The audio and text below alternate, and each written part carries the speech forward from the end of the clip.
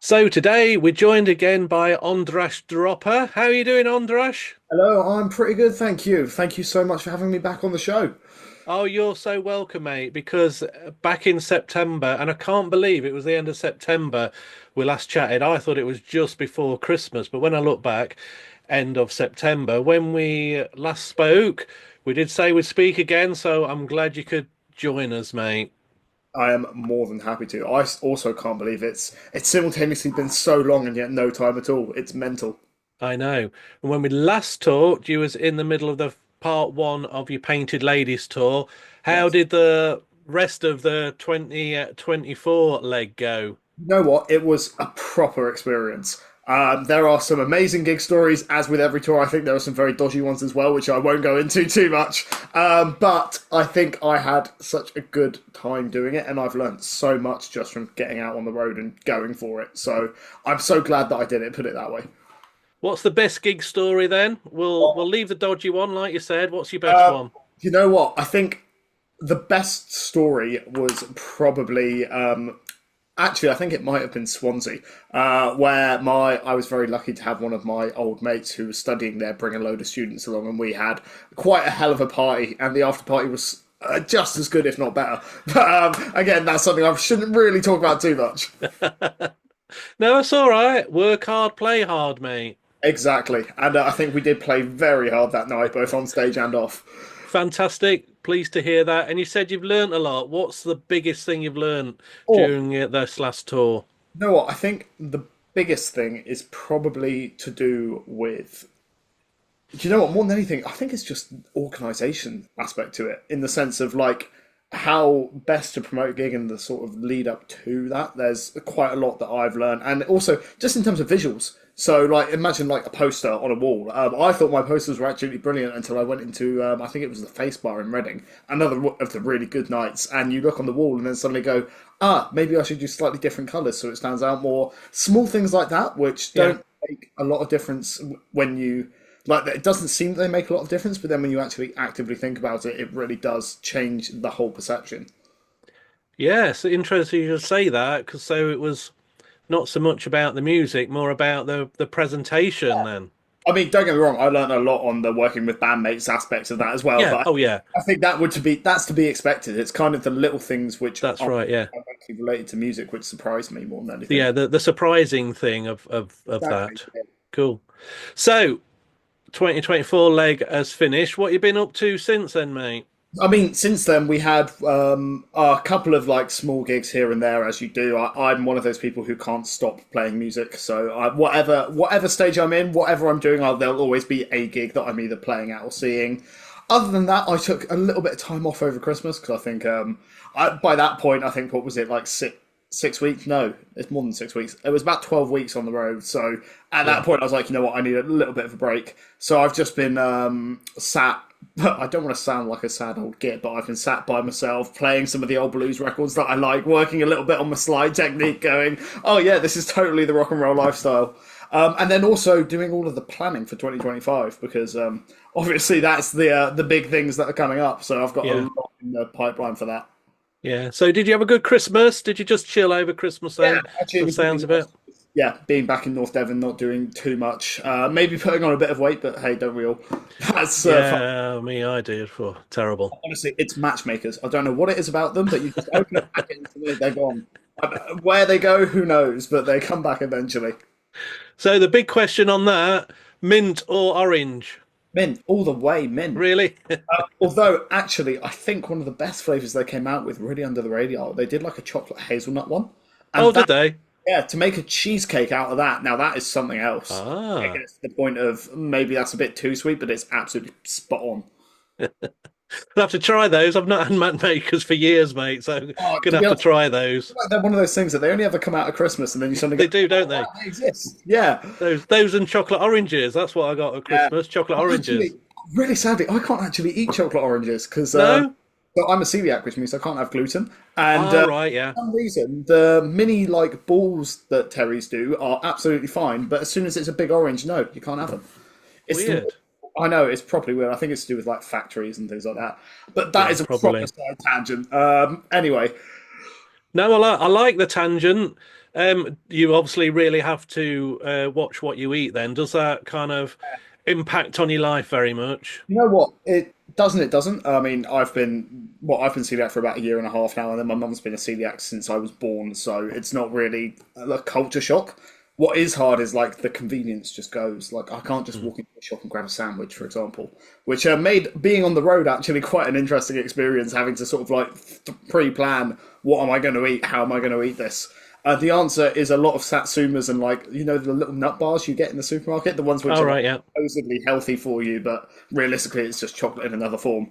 A lot of those and a lot of snacking in the van is the way it goes.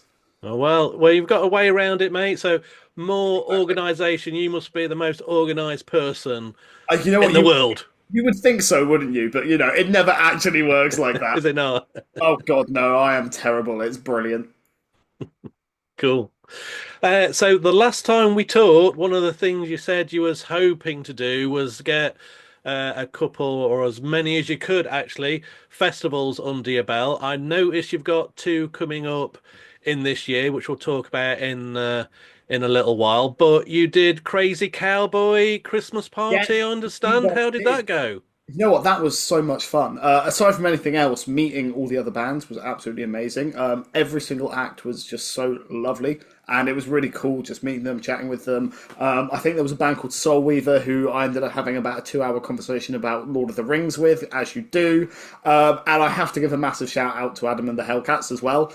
They were kind enough to invite me up to join them for their last song, and that was a really good fun thing to do. I think we properly rocked the place. So I have no complaints, put it that way. Crazy Cowboy was so welcoming to us, and what can I say? I'm sure there are more things happening in the future, which I can't really say right now, but All right. nonetheless, yeah, there will be some things happening at some point. Ah, lovely. Well, there's a few things on your website, which again I will put a link to in this description so people can check it out, what I know already, what's already on there. And then when you can say more, you're going to stick it on there, aren't you? And on your socials Exactly. and that, and we'll It will be a have case a of link. every announcement that I can make will be added to that as and when. Cool.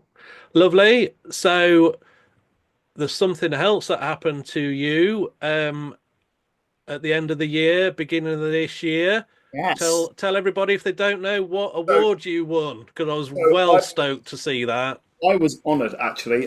So there was a great radio DJ called Dr. Warthoover who presents Blues from the Seven Delta, which is an international blues show, but he focuses on either blues tracks that he really likes, artists in both the local area and actually from around the world. And I was kind enough to be both nominated by him for the Best New Blues Artist of the Year and actually picked up the award at the end of the day. So, it's needless to say, I was both absolutely flabbergasted and like so incredibly grateful that what thinks that I'm good enough to be played on his show, and also that the people who voted thought that I was good enough to win the award. So I just can't thank everybody who voted enough, and Dr. Watt himself for actually nominating me in the first place. Yeah, I couldn't believe when I saw it. Well, I could believe it, but I was Oh, so thanks, stoked man. for Yeah, you, yeah, mate. When I saw that, that's what I mean. So yeah. pleased because I've been following you since we first discovered you, beginning of September, and I really love the stuff you're doing. Oh, Gonna thank you. hopefully talk about if you've got some new stuff coming out later on. Yes. But tell us about the next leg of the Painted Ladies tour then, because you've cut it down a little bit, haven't you? So tell Yeah. everybody what's happening Well, with Painted Ladies Part 2. so I'm sure it's no surprise to everybody that it's a quite hard music industry out there at the minute in terms of finances in general, and the grassroots scene is suffering. I mean, I don't know if you saw the Music Venue Trust report recently, but it's something absolutely horrendous. Like 46 venues have closed in the past year alone. It's really not great out there, and that obviously is also impacting on musicians like myself. So touring at the moment is a very expensive endeavor. So we've taken a kind of financial based decision to scale back what we're doing next year. Well, I say next year; it's now this year. Yeah, In the hopes that saving ourselves some cash, but also so that we can really concentrate on those few gigs that we're doing and make sure that those are as great as we possibly can get them. So I think we've now narrowed it down to, excuse me, I believe it's 5 dates total. So we're playing Derby in March, then we've got Exeter and Brighton, and then Torquay and my hometown of Bideford, because I'll be honest, I can't turn down an opportunity to play at the Palladium Club. No, of course not. I think there's about 60 or so shows that I've done there today, and I'm like, I will keep playing that place until I die. But yeah, so all of those they're both a bit more local to me, apart from, well, Brighton and Derby are a bit of a trek, but it's not too bad. And I'm hoping that those gigs are going to be sort of the raucous events that we want them to be, put it that way. Yeah, I've got the dates down here, mate. You're totally right. Those five. So I should be putting dates in the description so anybody can check out. And they're on your website. That's where I got them from. So anybody wants to turn up, I'm hopefully, fingers crossed, coming to see you at the Derby gig, 15th of March. Just gonna have to check my diary on that, but hopefully we can have a catch up then, Exactly. mate, because that's I the can buy nearest you a one to pint as me. well, finally, yeah. Yeah, exactly. Exactly right. And then I mentioned festivals. So you got a couple of festivals lined up. Tell people Yeah, about so that. I mean, the big one, which we're absolutely stoked about, is Hard Rock Hell in November. That's going to be so much fun. I think I can't. It's either on the second stage or the main stage. I can't remember which one it is, but we're very fortunate to be one of the like opening slots on the Friday. So I am extremely, extremely excited about that one. And then a bit more locally to home, there is Here for the Music Fest, which is in its like fifth or sixth year now. It started during COVID, and we're going to be opening the main stage on the last day for that one. So that's a proper another like going to be a raucous night. And then there are some other things which are in the pipeline at the moment. I mean, once again, I'm competing in Metal to the Masses because Yeah. any decent rock musician goes for it and says, Yeah. why not? So we'll see how far we get with that one. I had a great time competing in it last year, so even if we don't make it, I'll be quite happy. And then I'm, in the process of getting more and more through. That will just be in as and when it comes. Brilliant. Yeah, that's all I'd seen. Metal to the Masses. 2nd of March is your little bit. And I didn't realise you'd tried last year as well. Yeah, How well did it go last year? well, I'll be honest with you. I was halfway through my finals last year, so it wasn't actually the best decision on my part. It was a great gig. We made it, I think, to the stages, and then we lost out to a very good thrash metal band. So I can't really complain too much in that department. But I think it was a nice break from the studying more than anything. It's Well, exactly the another, way that I yeah. treated it last year. Fantastic. So yeah, you've got that. Let's have a look down here. You've said everything that I've seen. So you've got Here for the Music Festival. That's 8th of June. Then Hard Rock Hell 7th of November out at Great Yarmouth. Yes. What's your plans for between June and November then, mate? Have you got anything? There's a couple of things in the pipeline. There's I know that I've got two bookings sorted, but we're kind of looking at we're still in the process of negotiating a lot of things. So hopefully I'll have more announcements to make soon. But obviously that will be again that's an as and when case. So we'll find out hopefully pretty soon. Lovely. Well, I'll keep tuned, mate, and we'll put everything out on Morning Oh, yeah. Rock out on the Crew Rock Radio. And I will be seeing you, like I said, in Derby. Amazing. Um, last time again when we spoke, well, obviously you've got Painted Ladies out now, and we talked about CDs. I noticed they're available Yeah. now. Everybody wants, like me, old school, wants physical, got CDs. Well, that's Painted Ladies. You did say last time we spoke you've got loads of material. So, at what time scale on new material coming out? Currently, it's not particularly imminent. We're still very much what I say riding. I was about to say riding the success, and actually, I would say it is a success. Well, I don't know if you managed to see our Spotify stats this year, Yeah. but considering that we've been doing this, we were doing it less than a year. We've had exponential growth. It's fantastic. So the time frame at the minute is it's a case of when we can fund it and when I have time to actually sit down and head into the studio properly. There is some things which are already recorded, but there are also a lot still to be done. So there's it's exciting times ahead. It's just a case of as and when that happens. Cool. Lovely. So, when do you think? Next year? Later this year? You know what? I Just would hope that I would have at least one more song to release by the end of the summer, potentially. That's a big potentially. If it's recorded and done. As to when we might get a second album, that will probably be within a year, maybe 2 years maximum. all right, cool. So a little bit of a longer stretch than I was probably thinking. Oh, But so, keep so everybody's interest peaked, mate. Keep exactly. drip threading them in. I would. What can I say? The modern world is very much a world of singles, which is both Yeah, great. it is, isn't it? Yeah. Then also, it's kind of sad. I mean, I must admit, I wasn't born around then, but I am the old school. Like, I want an album kind of vibes, especially when it's like, there are some great ones where you don't like the singles aren't actually the best tracks on the album whatsoever. Think of like Led Zeppelin 2, for example. Moby Dick Yeah. is just such an incredible track, as is Bring It On Home, by far my favourite track on the album. And yeah, obviously, it's only have a whole lot of love that gets the attention, which is a shame. Yeah, it is, isn't it? Yeah. Yeah. Very good. Lovely. Well, it's been great chatting to you, mate. You've really banged some stuff out there. Like I said, wanted to catch up, let everybody know what's going on. Really excited that things are really working well with you. Like I Oh, said, thank you, man. the Spotify stats, I did see you put them out, and I did Yeah. have a look last night, but I can't remember what they were. But I remember just seeing big numbers there. You know what I was about to say? I'm going to have to pull it up myself. I'm Yeah, pretty. do it, mate. Just tell us, just remind me, tell So, everybody. our Spotify, we in the first year managed to get nearly 3,000 listeners, nearly 8,000 streams in 99 countries across the world. And I can also back that up as well with our radio play, thanks to Emma Scott from Plug-in Yeah. Baby, who's absolutely amazing. And we've been played all over the world on various radio stations. I think we've had like 3 or 4 tracks out with her now. And Yeah. it's pretty incredible when you look at the stats. It is, mate. It is. And again, I like to big up Emma because that's how I first heard of you. She sent me the stuff. So thanks for that, Emma. Keep up the good work on that with 100%. Androsh and everybody else. And also, mate, I don't know if you can. Last time you gave us a little bit of a tune. I see a guitar behind you. Oh, Any yeah. chance? Any chance of Any chance? something? Well, you know what? This funny you should say that. At the moment, I think I mentioned this earlier, but I've been working on a lot of slide stuff. So I don't know if you've heard of Kelly Joe Phelps. I haven't. Who is, No.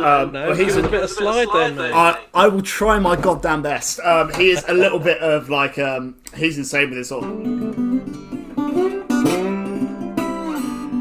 kind of thing, and I'm like, it's taking me hours and hours to get it. I will try and give you something though. It's like Just give us a little bit, mate. just a little bit, yeah.